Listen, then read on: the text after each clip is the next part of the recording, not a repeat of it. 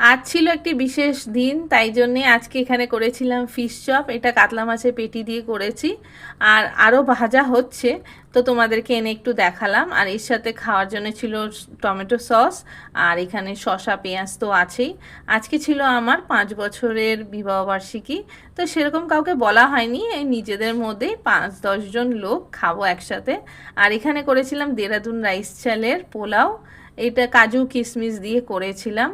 খুব ভালো হয়েছে, দেখো এখনও ধোয়া উঠছেই, জাস্ট নামালাম, সব রান্নাগুলো গরম গরমই ছিল।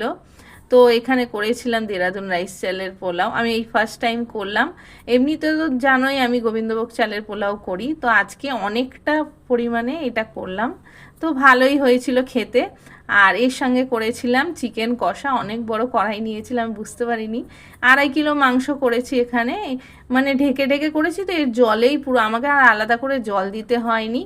তো দারুণ হয়েছিল, মানে কষা মাংসটা পুরো বিয়েবাড়ির মতন। তো পোলাও দিয়ে আজকে এই কষা মাংস খাওয়া হবে, আর সেরম কিছু রান্না হয়নি, যেহেতু গরম তাই একটু হালকা ফুলকাই রান্না করেছিলাম। আর শেষ পাতে ছিল টমেটো আর কাজু আর কিশমিশ দিয়ে চাটনি করেছিলাম, একটু পাঁচফোড়ন সম্বাদ দিয়ে। পাঁপড়টা একটু পরে ভাজবো, এক্ষুনি আর ভাজিনি। আর এছাড়া ছিল দই মিষ্টি, তো দই মিষ্টিও আর দেখালাম না। তো আজকে আমাদের এই 5 বছর বিবাহবার্ষিকীতে এই রান্না হয়েছে। কেমন লাগলো অবশ্যই আমাকে কমেন্ট করে তোমরা জানিও।